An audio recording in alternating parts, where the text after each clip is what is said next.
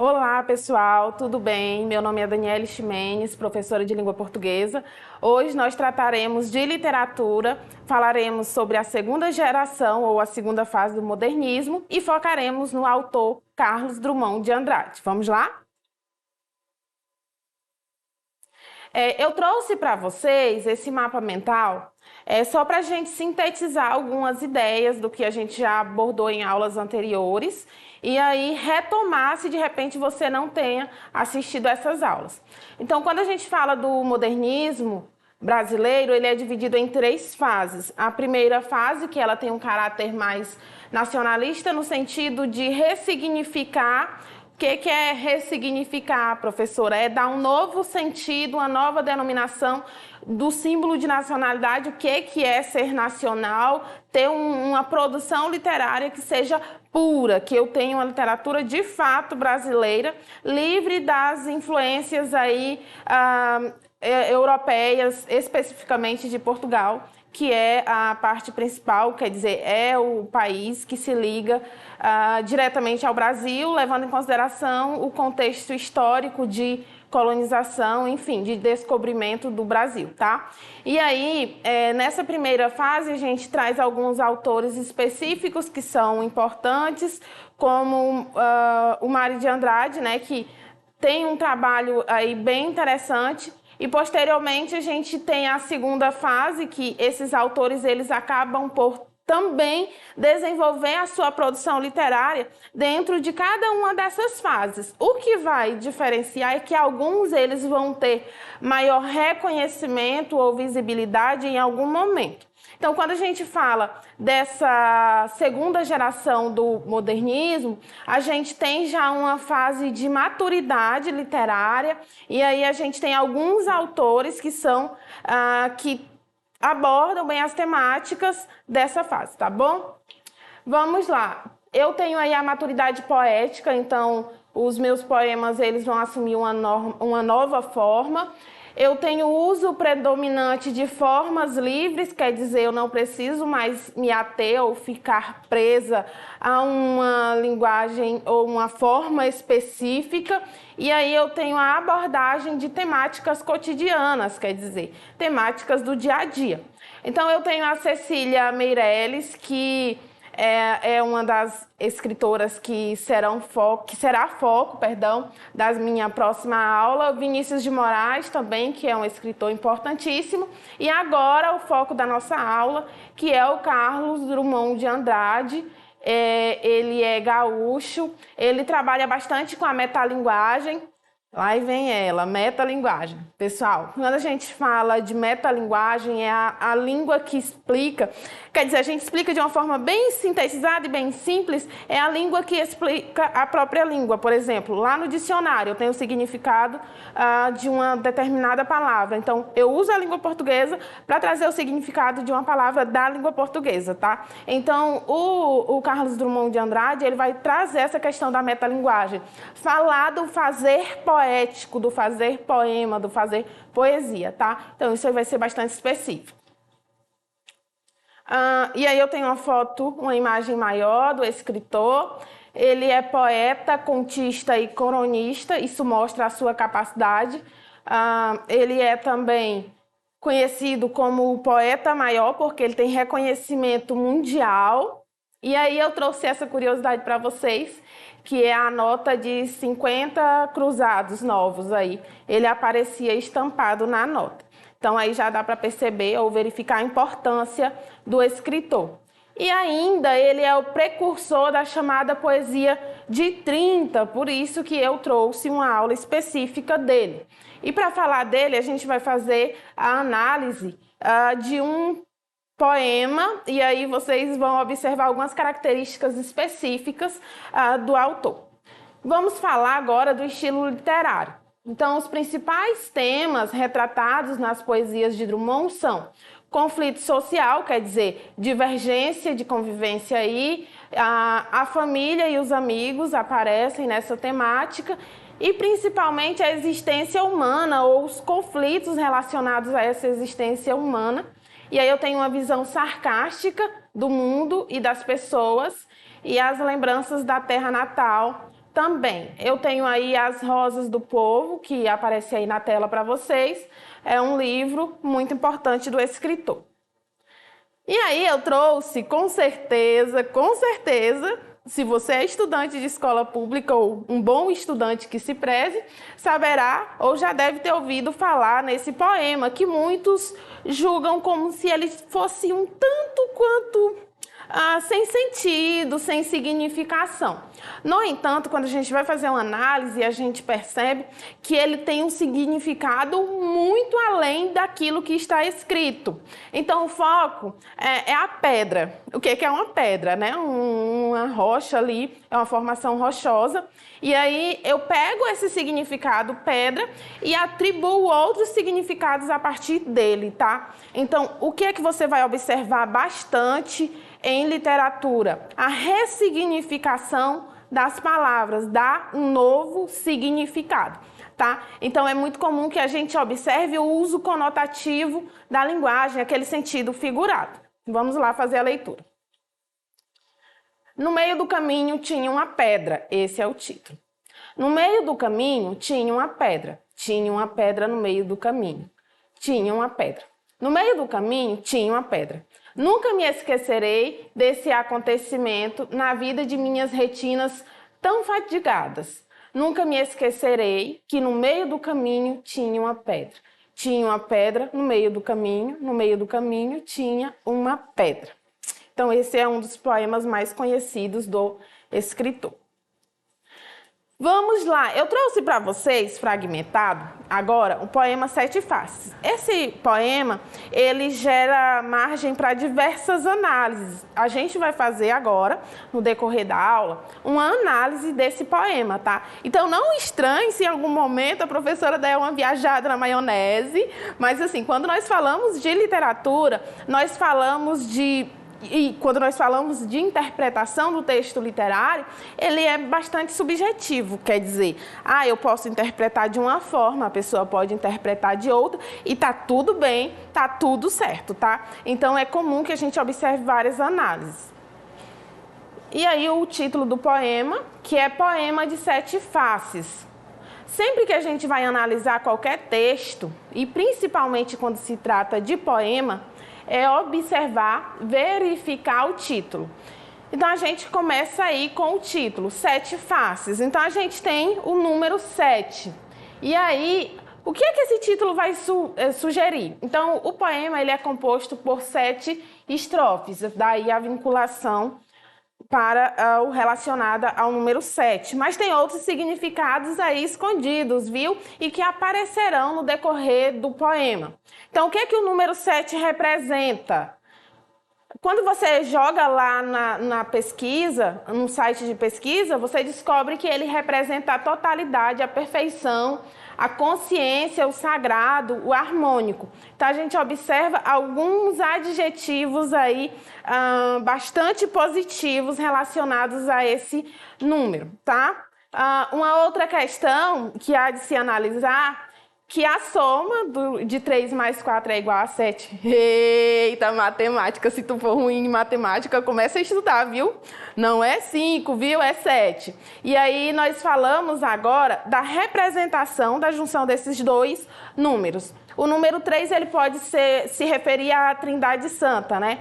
Pai, Filho e Espírito Santo. E o número 4, aos pontos cardinais. Norte, Sul, Leste, Oeste, tá? Então, a gente tem aí essa representação.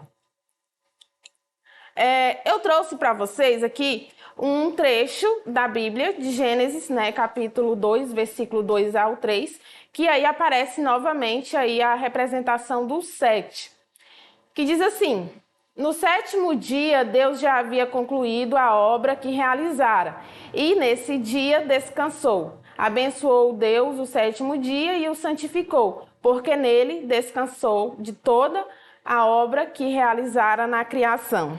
Eita, a professora agora vai dar uma de religiosa. Não é nada disso, a gente está apenas analisando os significados que aparecem aí relacionados ao número 7, tá? Então, o número 7, quando se fala do cristianismo, por exemplo, a gente fala de um número da perfeição, quer dizer, Deus parou ali no 7º dia para contemplar a sua criação. É por isso que muitos descansam aos sábados, né, ou guardam o 7º dia da semana relacionados aí.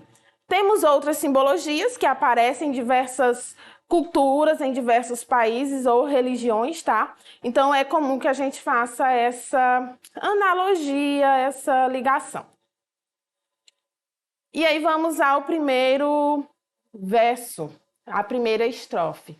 Quando nasci, um anjo torto, desses que vivem na sombra, disse: vai, Carlos, segaste na vida. Então aí eu começo identificando quem é o meu eu lírico, né? E aí o que seria o eu lírico? O eu lírico é a voz que fala no poema. Eita, misericórdia. E tem voz dentro do poema, professora? Com certeza tem, tá? Existe o escritor, que é aquele carinha que vai lá e escreve o poema. Ele pode ser um homem, pode ser uma mulher. E a gente tem o eu lírico, que é a voz que fala dentro desse poema. Então, eu posso ser uma escritora feminina e lá eu dou voz a uma pessoa, a um homem, por exemplo, a um escritor masculino. Ou eu sou um escritor, um homem, e aí eu dou voz a uma mulher nessa minha produção, tá? Então, o eu lírico não é o escritor em si. Obviamente, a gente vai observar algumas produções que podem ter uma ligação muito direta ou retratar a vida de algum escritor. Mas, no geral, a gente faz essa separação de eu lírico e escritor, tá? Então, aí a gente tem o eu lírico em primeira pessoa, que é o nasci aí, conjugação do verbo. E aí eu tenho o Carlos, que pode remeter ao nosso escritor, Carlos Drummond de Andrade. E aí ele diz assim, vai, Carlos, segaste na vida. Gauche é torto, quer dizer. E aí, observa que eu tenho uma outra informação, um anjo torto, desses que vivem na sombra. Pode ser associado aí ao diabo em algumas análises aí da questão do cristianismo, tá? Vamos lá à segunda e terceira estrofe. As casas espiam os homens que correm atrás de mulheres. A tarde talvez fosse azul. Não houvesse tantos desejos. Observa aí que eu tenho uma personificação. O que é personificação? É uma figura de linguagem que eu atribuo características humanas a seres inanimados. No caso aí, é a casa que espia os homens, são as casas que espiam os homens e não os homens que espiam as casas, que correm atrás das mulheres. Aí a gente pode observar diversos contextos relacionados aí à mulher e aparece aí o nome azul. O azul, a cor azul é conhecida como a cor da harmonia também, tá? Então pode-se levar em consideração esse uso. O bonde passa cheio de pernas. Pernas brancas, pretas, amarelas, quer dizer, tem muita gente dentro do bonde. Para que tanta perna, meu Deus? Pergunta meu coração. Porém, meus olhos não perguntam nada.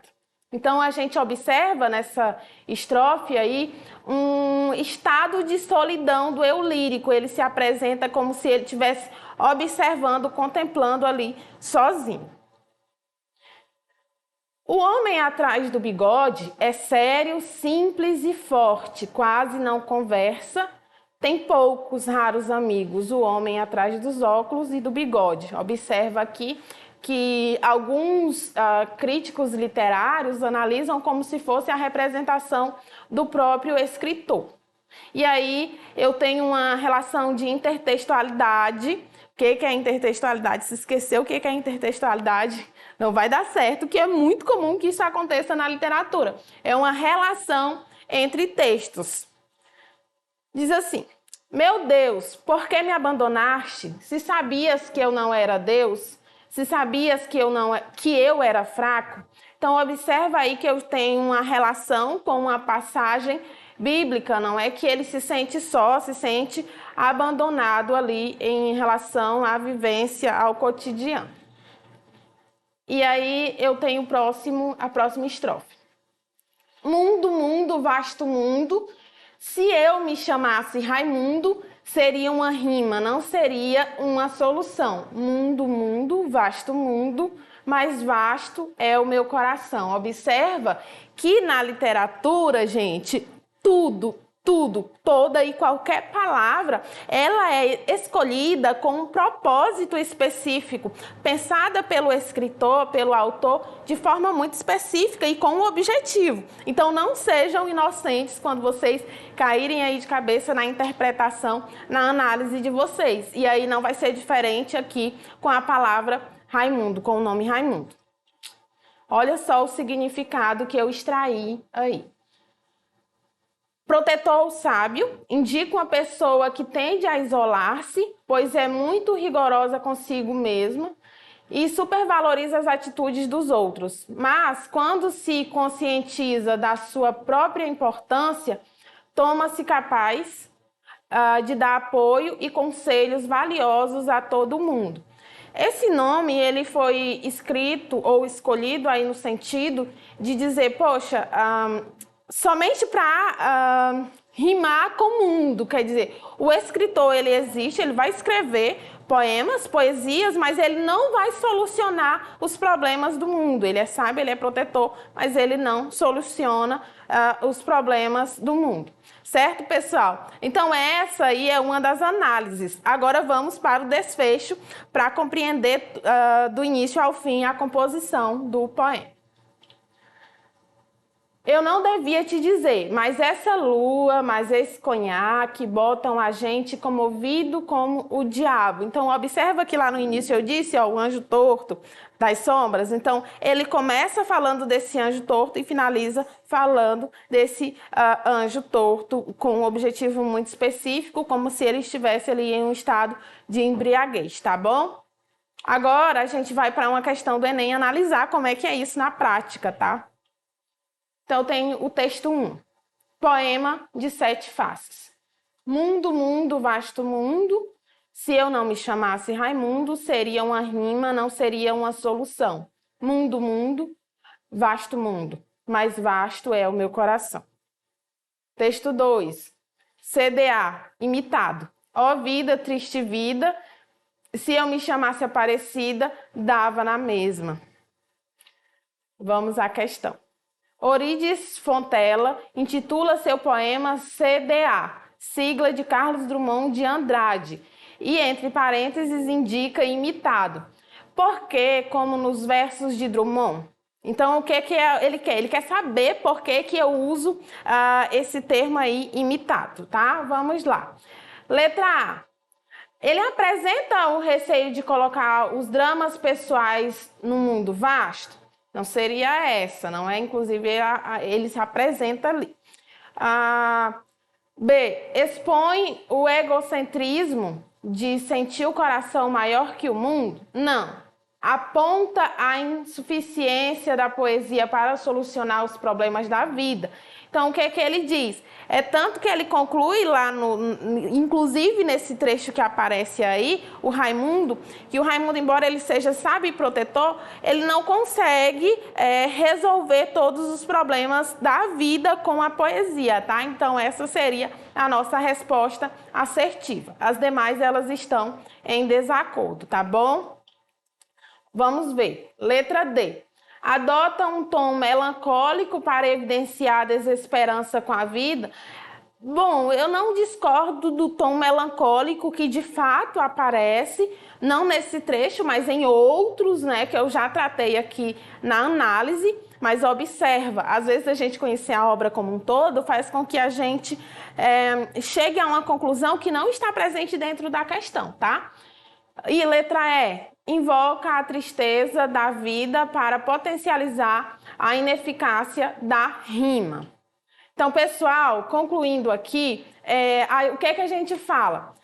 Quando nós falamos de Carlos Drummond de Andrade, quando nós falamos de análise de poesia modernista, a gente leva em consideração todo esse contexto do fazer literário, desse processo de produção mesmo, tá? Em aulas seguintes, eu trarei outras obras sobre poemas, análise de poemas e poesias, para que vocês aprendam um pouco mais. Então, se você tem dificuldade, li um livro, professora, eu estou afim, eu quero ler os clássicos da literatura portuguesa, quer dizer, brasileira, se bem que a portuguesa é bem válida, viu? Mas a brasileira.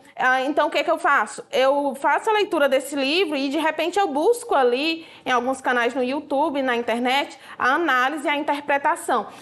Ele viu dessa forma, mas eu vejo dessa forma, tá? Então, sempre quando a gente fala de análise literária, a gente nunca considera uma análise, uma interpretação como errada, porque existem várias interpretações, tá bom, pessoal? Então, se você quiser rever essa aula, acesse a nossa plataforma Eduque para saber mais.